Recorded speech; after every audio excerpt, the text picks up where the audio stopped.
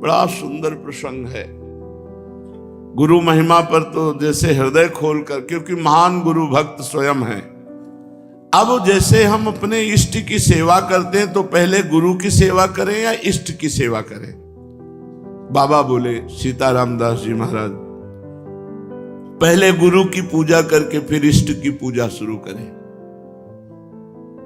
जो पूजन सामग्री है उसमें से 2 पुष्प उठाए, पहले गुरुदेव को अर्पित किए और साष्टांग प्रणाम किया और फिर इष्ट पूजा की। चंदन आदि जो अन्य सामग्री है वो गुरुदेव को प्रसन्नता होगी जब श्यामा श्याम को अर्पित करोगे। लेकिन पहली पूजा गुरुदेव की, जब हम पूजा करने के लिए बैठे तो पहले 2 पुष्प गुरुदेव के चरणों में अर्पित करके साष्टांग प्रणाम, फिर उनसे अनुमति लेकर के श्री जी की सेवा प्रारंभ करें। यदि पहले गुरु को प्रणाम और वंदना और पुष्प अर्पित नहीं किए तो गुरु पूजाम बिना देवी इष्ट पूजाम करोति यः मंत्रस्य तस्य तेजांसी हरते भैरव स्वयं। भगवान शिव कह रहे हैं, हे देवी, यदि गुरु पूजा न करके सीधे इष्ट पूजा की जाए तो उसके मंत्र का कभी प्रकाश नहीं होगा। उसमें जो ऐसा पूजन करने वाला है तो गुरु मंत्र का प्रकाश नहीं होगा और जितनी पूजा करेगा उसका प्रभाव सब भैरव हरण कर लेगा। जो भैरव देव हैं वो अपहरण कर लेंगे, उस पूजा का प्रकाश नहीं हो पाएगा। गुरु पूजाम विनानाथ कोटि पुण्यम वृथा व्ययम अतः सर्वजने ख्यातम गुरुणा सिद्धि मापनुयात।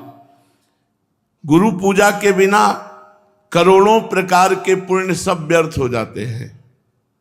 जो सिद्धि का कारण जानते हैं वो सबसे पहले गुरुदेव की पूजा करते हैं। जैसे आप तीर्थ अवगाहन करने गए तो सबसे पहले गुरु को प्रणाम करो, फिर उस तीर्थ को प्रणाम करके तीर्थ अवगाहन करो। पहले गुरु, हर समय हर क्रिया में, घर से निकलने पहले गुरुदेव को प्रणाम किया। यदि गुरु पूजा ना की जाए तो करोड़ों प्रकार के पुण्य सब व्यर्थ हो जाते हैं। प्रथम गुरु पूजा, गुरु प्रथम पूजा करने पर उसे सिद्धि लाभ होती है। यदा ददाति संतुष्टः प्रसन्नो वरदौ मनुम तदा भक्त्या धनः प्राण गुरुर यत्नेन तोषेत। जब वरदायक गुरुदेव की प्रसन्नता प्राप्त होती है, देखो जगह जगह पर भगवान श्री राम को देखा गया, मर्यादा पुरुषोत्तम है। गुरु ही प्रणाम मन ही मन कीन्हा।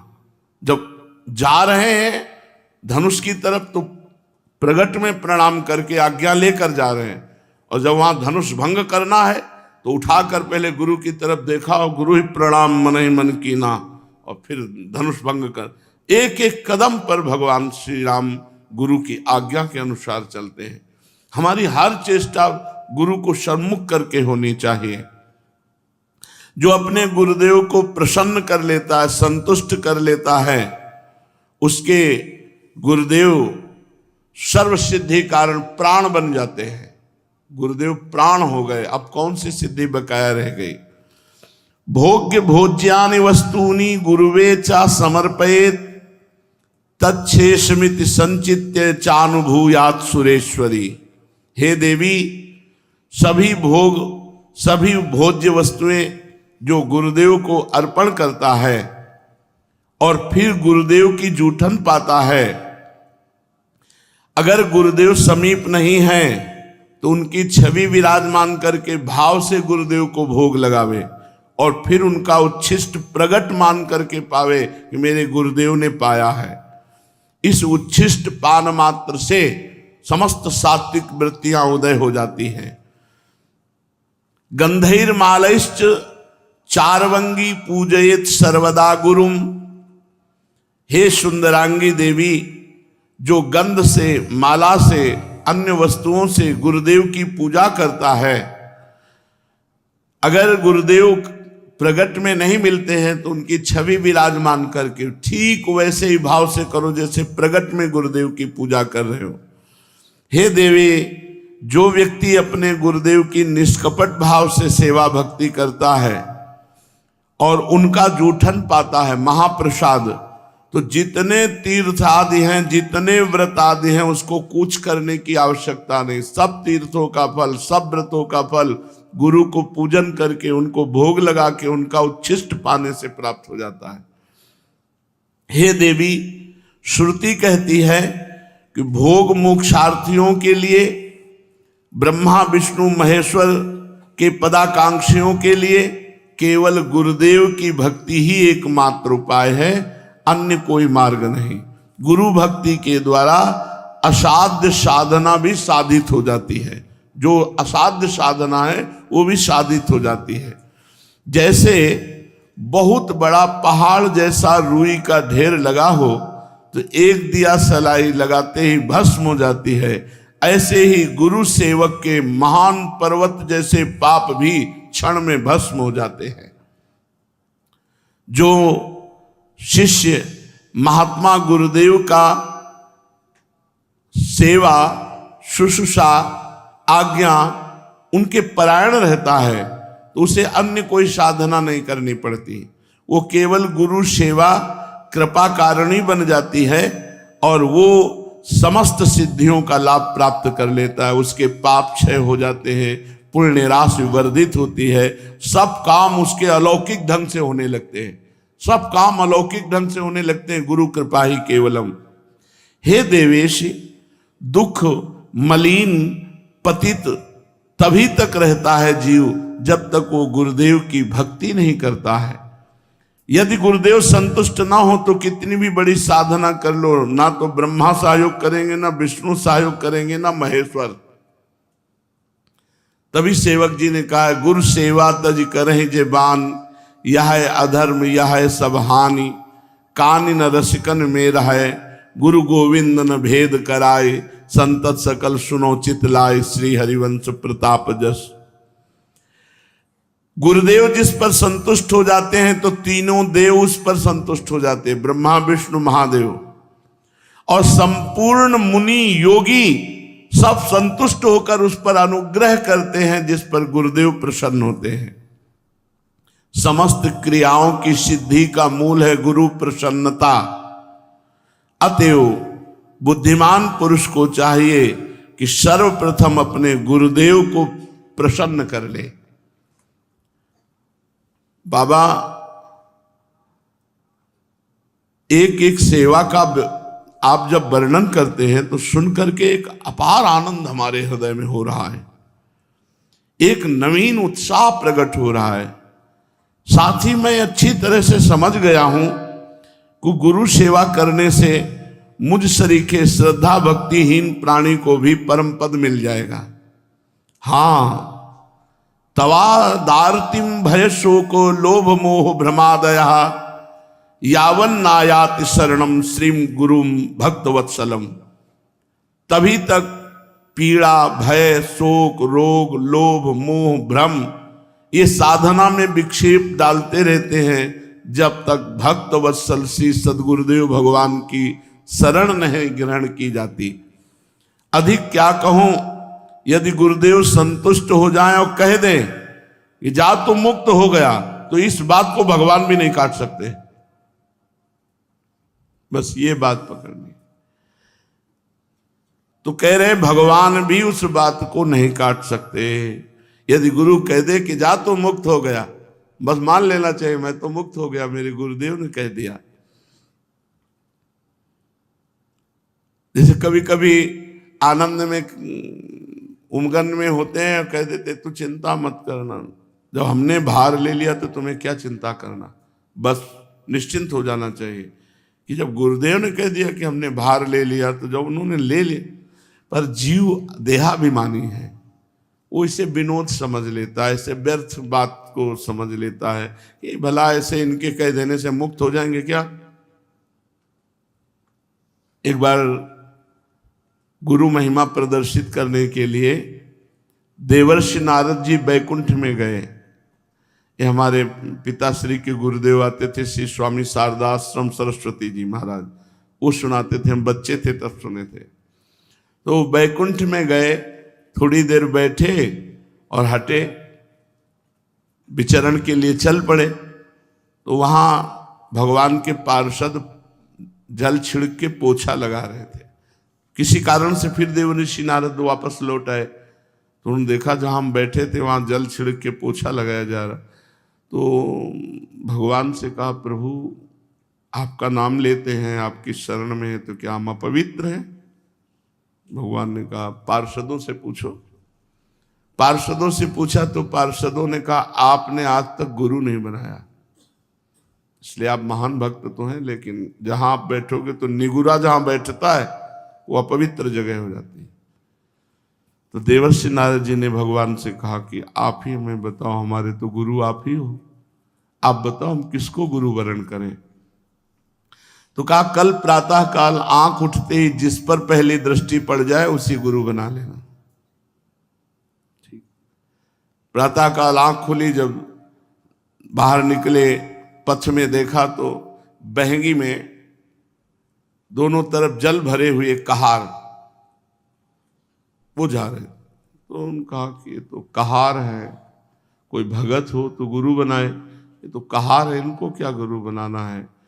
और पानी ढो करके दूसरों के घरों में ले जाता है, कोई संत महात्मा होते तो गुरु बनाते। भगवान के पास पुनः गए, भगवान ने कहा, गुरु बनाया? उनका, प्रभु तो कहार है, तो गुरु की जाति देखी? नहीं प्रभु, वो पानी दूसरों के घर में ले जाते। तो गुरु की क्रिया देखी? जाओ मैं तुम्हें शाप देता हूं, 84 लाख योनियों में भटको। देवर्षि नारद जी घबरा गए, कहा, प्रभु अब कैसे मुक्ति हो सकती है? आपके श्रीमुख के वचन तो परम सत्य होते हैं। तो कहा, अपने गुरुदेव से पूछो जाके, कहाँ मिलेंगे? जहां तुम्हें मिले थे। और वो स्वयं भगवान ही कहार बन कर गए, चरणों में लौट गए, भगवान मुझे क्षमा करो, आप हमारे गुरुदेव हैं, मैंने आपको गुरुदेव रूप में वरण कर लिया, पर भगवान ने शाप दे दिया, ऐसी ऐसी बात थी। तो उन्होंने 84 से गोल गोल बना दिए जमीन पे, और कहा, ऊपर का कपड़ा उतार के लौट जाओ। लौट जाओ, बोले 84 लाख योनियों तुमने पार कर ली, अब तुम्हें 84 लाख योनियों में नहीं जाना पड़ेगा। नारद जी भगवान के पास गए, बोले, प्रभु गुरुदेव ने ऐसा बोले, फिर संशय गुरुदेव के वाक्य पर? तुम 84 लाख योनियों से मुक्त हो गए क्योंकि गुरुदेव ने कह दिया। तो यहां शास्त्र में कह रहे कि यदि गुरुदेव भक्त वत्सल कह दे कि जा तुम मुक्त हो गया, तो विश्वास करो भगवान भी इस बात को नहीं काट सकते।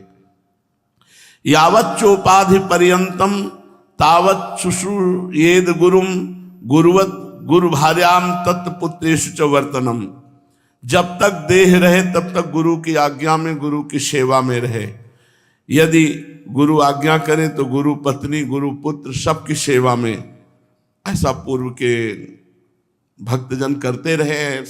महाभारत उठा लो, चाहे वेद उठा लो, सब जगह गुरु सेवा। क्योंकि उस समय गुरुजन जो रहते थे वो जंगलों में रहते थे, पर्णकुटी में रहते थे, पर उनकी गुरु पत्नी भी रहती थी, उनके पुत्र भी होते थे। तो यहाँ आज्ञा कर रहे हैं कि अगर गुरु आज्ञा करे तो गुरु पत्नी, गुरु पुत्र आदि की भी गुरु के समान ही सेवा करे। यस्य देवे पराभक्तिर यथा देवे तथा गुरो तस्सेते कथितार हरथा प्रकाशन्ते महात्मना। जिसकी परमेश्वर में जैसी भक्ति है उसी तरह गुरु में भी वैसी भक्ति होनी चाहिए, परमेश्वर के समान। श्वेतरोपनिषद में है, यस्य देवे पराभक्तिर यथा देवे तथा गुरु। जैसी भगवान में भक्ति है वैसी गुरुदेव के प्रति भगवत भाव होना चाहिए, तभी उसकी बुद्धि शुद्ध होगी और तभी शास्त्र के वाक्य ज्ञान उसके हृदय में प्रकाशित होंगे और गुरु का अनुभव उसके हृदय में स्थित हो जाएगा। शिष्य को समझना चाहिए कि गुरु ही हमारा सृष्टि करता है। हमारे अंदर जो भक्ति की सृष्टि होगी वो गुरुदेव ही करेंगे। गुरुदेव ही हमारे दोषों का विनाश करने वाले संहारकारी रुद्र है और गुरुदेव ही हमारे सद्गुणों का पालन करने वाले भगवान श्री हरि है। अर्थात सृजन, पालन और संहार तीनों कार्य हमारे गुरुदेव करते हैं। हमारे हृदय में दैवी संपदा का सृजन, भगवत भाव का सृजन और उसका पालन और दुर्गुण दुराचार का विनाश, गुरु संतोष मात्रेण तुष्टा शिव सर्वदेवता। यदि गुरु संतुष्ट हो गए तो त्रिभुवन के सारे देवता संतुष्ट हो गए। गुरु तुष्ट हो गए तो भगवान शिव प्रसन्न हो गए। गुरु रुष्ट हो गए तो भगवान त्रिलोचन रुद्र रूप होकर उसके साथ सद्गुणों का संहार कर देंगे। अगर गुरु रुष्ट है तो यह अधर्म यह सब हानि कानि नरस कन मेरा है। बड़ा भारी अधर्म हो गया, बड़ी भारी हानि हो गई। अब रसिकों की सभा में उसका कभी आदर नहीं हो सकता। गुरु तुष्टे शिवस्तुष्टो रुष्टे रुष्ट त्रिलोचना। अगर गुरु नाराज हो गए तो मानो त्रिलोचन रुद्र भगवान उसका सर्वनाश कर देंगे। गुरु पाद रजो यस्तु सुधि मूर्धनि धारयेत सा तीर्थ कोटि फलम 10 गुणम लभेत। जो सुजान व्यक्ति अपने गुरुदेव की चरण रज को अपने मस्तक पर डालता है वो करोड़ों तीर्थों के अवगाहन का तत्काल फल प्राप्त कर लेता है और तीर्थों से 10 गुना लाभ उसे प्राप्त होता है। 10 गुणम लभेत फलम। शिष्य भक्त ने प्रश्न किया सीता रामदास जी से, मैं तो महामूर्ख हूं गुरुदेव, अपने गुरुदेव को अभी तक पहचान नहीं पाया, उन्हें मनुष्य ही समझ रहा था और तीर्थ तीर्थ भ्रमण किया। क्या गुरुदेव की चरण तल में सारे तीर्थ विराजमान हैं? इस बात को ना जाने कब मन में विश्वास दृढ़ होगा। हे देव और कृपा करके गुरु महिमा बताइए। सीताराम दास जी महाराज बोले, गुरो पादोदकम यस्तु नित्यम पिबति भक्तितः सार्ध त्रिकोटि तीर्थानाम फलम सा लभते ध्रुवम। जो मनुष्य भक्ति पूर्वक नित्य गुरु का चरणामृत पान करता है वो 3.5 करोड़ तीर्थों का सेवन का फल प्राप्त करता है। धन्य है महाराज, गुरु चरणामृत में इतनी शक्ति। अरे सुनो, त्रिसंध्यम पिबेत यस्तु गुरु पादोदकम सुधी तस्य नास्ति पुनर्जन्म संसारे दुख वर्तमनि। कोई साधन ना हो, केवल 3 बार चरणामृत पीता हो, सुबह दोपहर शाम, बोले वो निश्चित भगवत प्राप्ति कर लेगा। केवल गुरु चरणामृत से विश्वास करो, गुरु चरणामृत 3 बार पीने को मिल रहा है, इतने मात्र में भगवत प्राप्ति हो जाएगी। जो बुद्धिमान शिष्य तीनों संध्या काल में गुरुदेव का चरणामृत पान करता है वो इस मोहपथ रूपी दुख भय संसार में उसका पुनर्जन्म नहीं होता। कितनी बढ़िया सुविधा है भगवत प्राप्ति की। वृंदावन वास, गुरु चरणामृत, गुरु छिष्टामृत, गुरु पादुका का सेवन और गुरु चरणों के आश्रित होकर उनकी आज्ञा का पालन, हो गई भगवत प्राप्ति। भक्त ने पूछा, इसमें कोई तपस्या या प्रयत्न नहीं हो, आपने कह दिया पुनर्जन्म नहीं होता। ऐसी बात तो हमने आज तक नहीं सुनी। कंचन को त्यागो, कामनी को त्यागो, ये त्यागो वो त्यागो, ये बातें तो सुना है। केवल 3 बार चरणामृत रोज पीता रहे, भगवत प्राप्ति हो जाएगी, पुनर्जन्म नहीं होगा। वत्स, बाबा बोले, बेटा ये बहुत गुप्त बात है, बहुत श्रद्धा की बात है। ब्रह्मा विष्णुश्च रुद्रश्च सर्वाश्च पितृदेवता तिष्ठन्ति श्री गुरु पाद पद्मार्चिते शुभे जले। जो गुरु को चरण प्रक्षालन के लिए जल अर्पित किया गया और गुरु के चरण धोए गए और फिर चरणामृत पिया गया तो सारे पितरों का उद्धार हो जाता है। सर्वाश्च पितृदेवता, तर्पण से उनको जो तृप्ति नहीं होती, गुरु चरणामृत से सारे पितरों का उद्धार हो जाता है। और गुरु पाद पद्म का जो जल है, चरणामृत है, पीने से ब्रह्मा विष्णु रुद्र सब देवता उसके अधीन हो जाते हैं। गुरु पादोदकम यस्तु नित्यम पिबेत मानुषः धर्मार्थ काम मोक्षा निधियो जायते च सः। जो मनुष्य नित्य गुरु का चरणामृत पान करता है वह धर्म अर्थ काम मोक्ष का स्वामी हो जाता है, अर्थात चारों पुरुषार्थ उसको प्राप्त हो जाते हैं। अपिवा विगलत पाद प्रक्षालन जलम यदि पिवेद अमृत भावेन यह सा देवी पुरम व्रजेत। गुरु के चरण से स्पर्श किया हुआ जो चरणामृत है उसका जो पान करता है वो साक्षात भगवत धामवासी हो जाता है। गुरु पादोदकम यस्तु शीर्षा धारयेन नरः सा सर्वतीर्थजम पुण्यम लभते नाम संशयः। जो व्यक्ति स्नान के समय गुरु चरणों का ध्यान करते हुए अपने मस्तक पर जल डाला तो सारे तीर्थों के स्नान का फल प्राप्त हो गया। विश्वास करो इन बातों पर। सर्व तीर्थावगाहा नाम फलम प्राप्नोति निश्चितम गुरु पादोदकम सम्यक संसारारणवतारणम। जो गुरु चरणामृत अपने सर पर धारण करता है उसे समस्त तीर्थों के अवगाहन का फल निश्चित ही प्राप्त होता है, क्योंकि गुरु का चरणामृत सम्यक रूप से संसार सागर से उद्धार करने वाला है। अज्ञान मूल हरणम जन्म कर्म निवारणम ज्ञान वैराग्य सिद्ध्यर्थम गुरु पादोदकम पिबेत। जो रोज गुरुदेव का चरणामृत पीता है उसके जन्म मरण का चक्र खत्म हो जाता है, ज्ञान वैराग्य उसका सिद्ध हो जाता है। गुरु पादोदकम पेयम गुरुर उच्छिष्ट भोजनम गुरु मूर्ति सदा ध्यानम गुरु स्तोत्रम सदा जपेत। जो गुरुदेव की चरण पादुका का पूजन करता है, गुरु चरणों की चरणामृत का पान करता है और गुरु की जूठन पाता है और गुरु के अधीन रहता है, त्रिभुवन में उसके लिए कुछ दुर्लभ नहीं है। गुरु महिमा तो आपने निहाल कर दिया सुनाकर। पादुका का महत्व, सेवा, पूजा और चरणोदक का पान सुन लिया। अब शिष्य के लिए और ज्ञातव्य क्या है? बाबा बोले, बेटा वत्स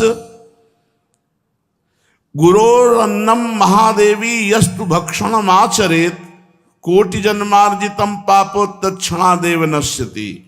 ना स्नानम पाद शोचव्य न चवाचमनम चरेत प्राप्ति मात्रेण भोक्तव्यम नेवस्थानम विचारेत। महादेवी, जब मनुष्य को भगवान की कृपा का विशेष प्रभाव होता है तब गुरु की जूठन मिलती है। ऐसे नहीं मिल जाता कि बहुत तड़पना पड़ता है, बहुत व्याकुलता अंदर भगवान जब देखते हैं तब व्यवस्था बना देते हैं गुरु उच्छिष्ट की। गुरु चरणरज, गुरु चरणामृत, गुरु पादुका, गुरु उच्छिष्टामृत, ये सब गुरुदेव की कृपा से प्राप्त है। जो गुरुदेव को भोग लगता है उस अन्न का जो कण है वो जब मुख में जाता है तो तत्काल सारे पाप नष्ट हो जाते हैं।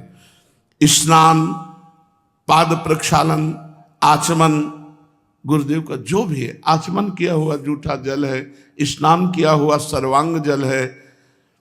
कितनी महिमा पूर्व के संत जानते हैं इन बातों को। और जब प्रसाद मिले तो प्राप्ति मात्रेण भोक्तव्यम नैव स्थानम विचारे। मैं नहाए नहीं हूं, मैं कुल्ला नहीं किए हूं, ये कुछ नहीं। जिस समय उच्छिष्ट मिले तुरंत उसी अवस्था में उसको मुख में धारण करो। प्राप्ति मात्रेण भोक्तव्यम नैव स्थानम विचारे।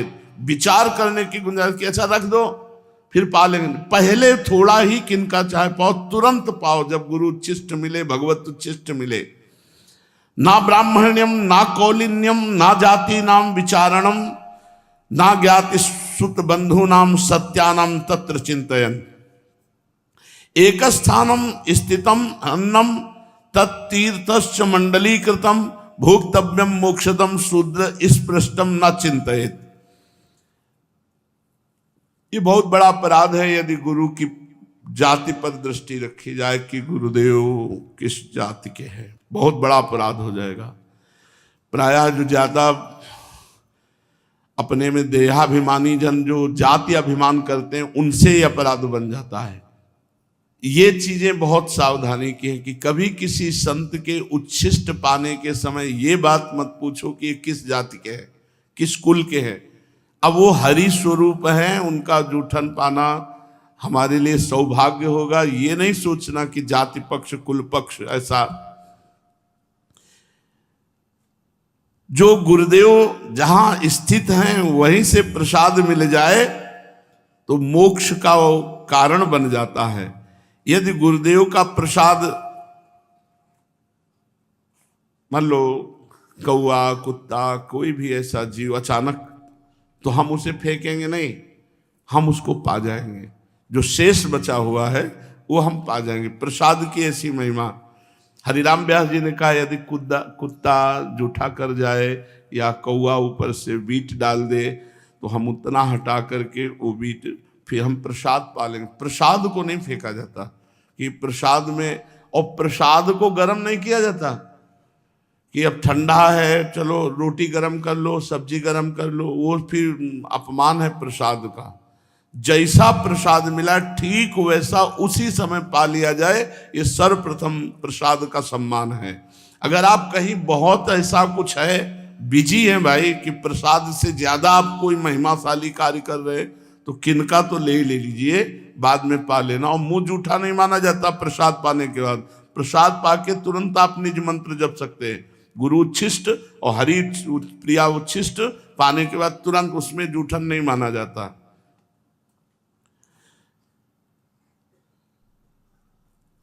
क्या गुरुदेव का जूठन अगर कोई अशुद्ध पुरुष छू ले? तो उन्होंने कहा कि उच्च अधिकारी का यही स्वरूप है कि स्पर्श का विचार ना करते हुए तत्काल प्रसाद को पा लिया जाए।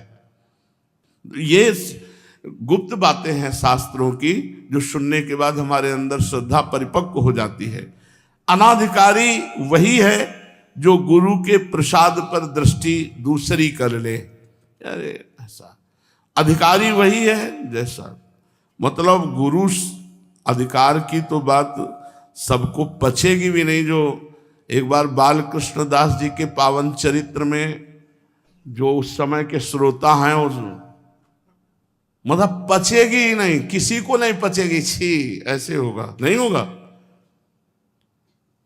मतलब महाराज जी की अशुद्ध बेशुद्ध अवस्था, और उस समय वो लघुशंका, तो उसका प्रसाद सबने, मतलब पचेगी ही नहीं किसी की कि ऐसा कैसे हो सकता है। और बालकृष्ण दास जी के पावन चरित्र में लिखा हुआ है, उन सब देवी जी और जितना भी परिकर था सबने, और श्री कृष्णाकार वृत्ति में उनको होश नहीं है। तो ऐसा गुरोर उच्छिष्टकम देवी भुक्ति मुक्ति प्रदम भवेत अवश्यम वैष्णव शिष्य भोक्तव्यम तद दिने दिने। हे देवी, गुरु का उच्छिष्ट जो प्राप्त करता है रोज, तो उसे भोग ऐश्वर्य भी प्राप्त होता है और मोक्ष भी प्राप्त होता है। वो अहोभाग्य है उसके जिस वैष्णव को अपने गुरुदेव का रोज उच्छिष्ट प्राप्त होता हो।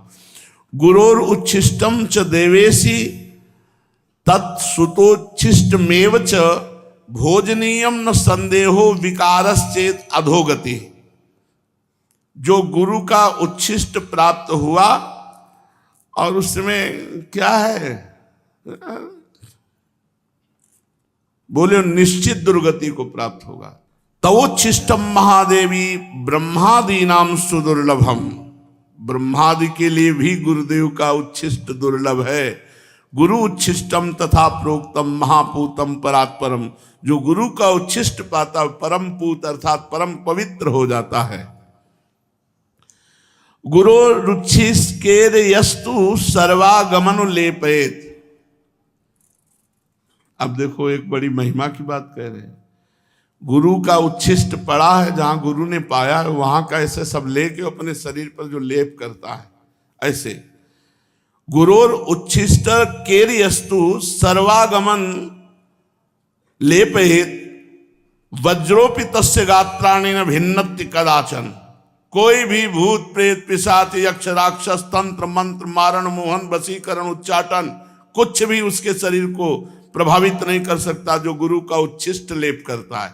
जहां गुरु ने प्रसाद पाया वहां ऐसे हाथ से सब करके जूठन सहित पूरे शरीर पर लेप करता है। कोई मारण मोहन वशीकरण उच्चाटन भूत प्रेत पिशाच राक्षस ये स्पर्श नहीं। वज्रम वज्रोपि तस्य गात्राणि।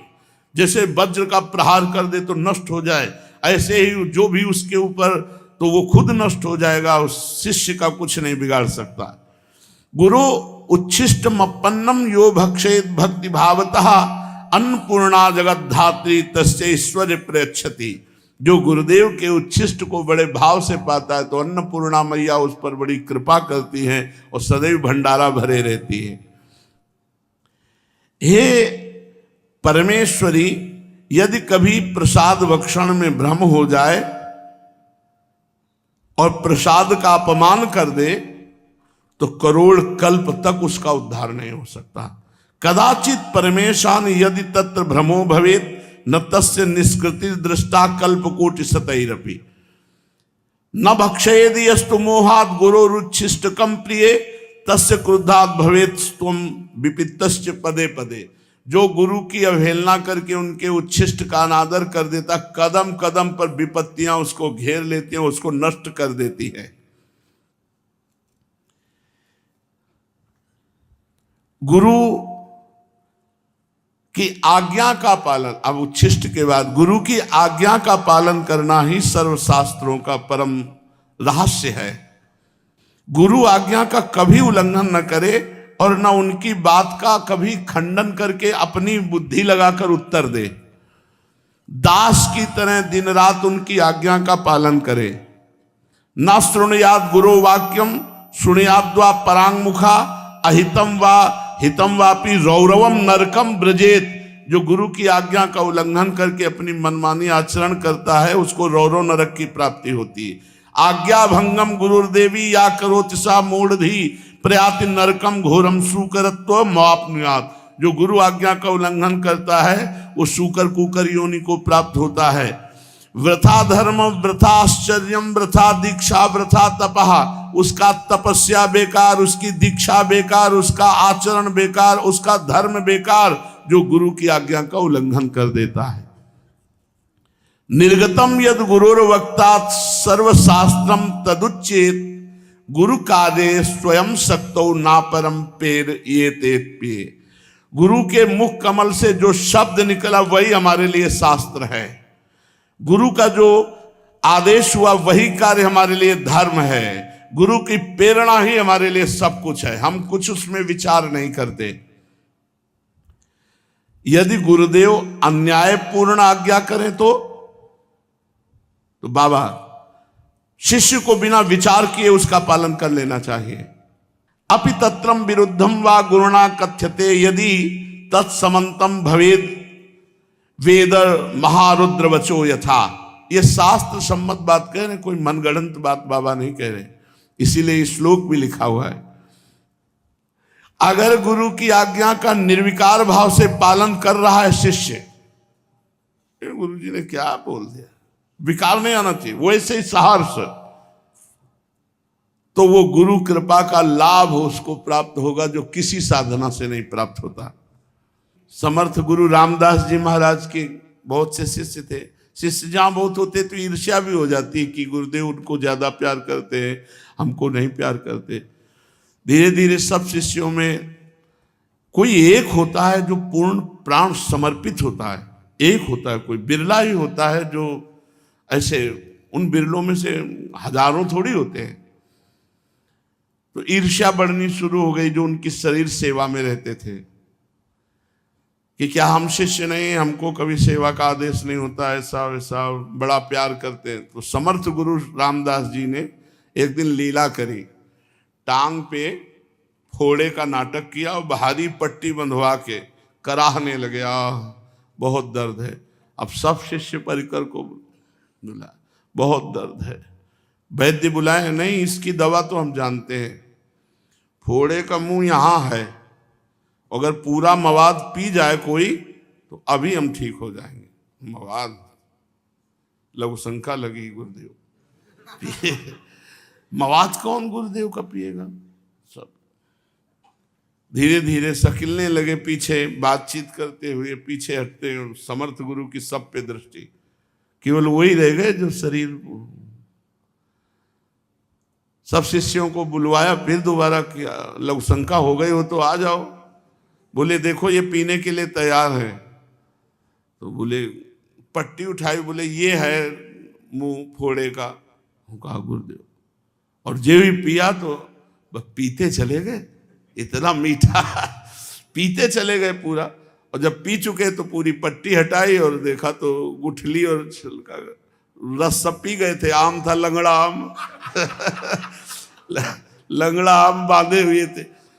बोले गुरुदेव ऐसा तो रोज पिलाया करो तो आनंद हो जाए। अन्य सब शिष्य से कहा देखो इसको पता नहीं था कि मवाद है या आम है, आज्ञा पर पीने के लिए तैयार हुए। तुम लोग सब स्वार्थ बुद्धि वाले हो, इसलिए इसे अधिक प्रेम करते हैं। जब तक प्राण और धन, सकल समर्पण प्राण धन, तब तक वास्तविक शिष्यता नहीं आती। श्री शिवाजी समर्थ गुरु रामदास जी के प्रिय शिष्यों में है। जब ये शिष्य बनने के लिए गए तो इन्होंने कहा प्रभु मैं आपके चरणों का दास बनना चाहता हूं, शिष्य बनना चाहता हूं। तो उन्होंने कहा भले आ गए, हमारे पेट में दर्द था, शिष्य बाद में बन जाना, पहले दवा की व्यवस्था। उनका राजवैद्य बुलाते हैं भगवान। बोले नहीं मुझे दवा पता है, जंगल में जाओ जहां सिंघनी के बच्चे हों तो उस सिंघनी से दूध दूह के ले आओ, अगर हम थोड़ा दूध पी लें तो हमारा पेट जो दर्द हो रहा है वो ठीक हो जाएगा। कोई सैनिक नहीं होगा साथ तुम्हारे, कोई अस्त्र शस्त्र नहीं होगा, मतलब मरने के लिए भेज रहे हैं। और बोले सोने का पात्र ले जाना, सिंघनी का दूध और पात्रों में टिकता नहीं, छेद करके बाहर कर देगा। सोने का पात्र लिया, अकेले गए जंगल में जहां सिंह शावक खेल रहे थे। तो सिंघनी को देखा, हाथ जोड़ा और कहा मुझे गुरुदेव की औषधि के लिए आपका दूध चाहिए।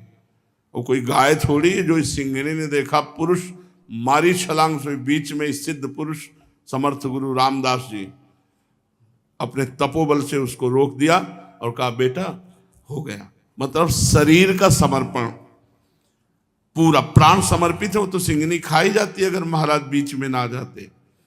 अब एक दिन झोली लेकर के गए, आवाज लगाई भिक्षाम दे, गुरुदेव पधारे। गुरुदेव का सब कुछ है, क्या दूं गुरुदेव को? तो पूरी कागजात में सब खजाना रानी अपना सब वैभव लिख के झोली में डाल दिया। उन्होंने बोला हाँ ठीक है, अब राज्य मेरा, तुम दास बन करके शासन करो और दीक्षा अब हम दे देंगे। सकल समर्पण प्राण धन, तभी सेवा गुरु की बनती है जब अपना केवल गुरु धन बच जाए। मेरे धन है गुरुदेव, ये बहुत मुश्किल बात है गुरु के प्रति ऐसा भाव आना। ऐसे गुरु भक्त शिष्य बहुत दुर्लभ हैं और ऐसे ही शिष्यों को परम सिद्धि प्राप्त होती है। सिद्ध श्री रामदास काठिया बाबा जी इतना मोटा काठ डलवा दिया था, केवल रात्रि में ऐसे लंगोटी पर रखते थे अपने शिष्य को और आग जला दी। और वो आग बुझनी नहीं चाहिए, अगर बुझ गई तो मतलब सो गए मतलब मंत्रानुष्ठान में चूक हो गई। तो जे भी आग बुझ गई एक दिन तो मांगने गए गुरुदेव थोड़ी आग दे दो।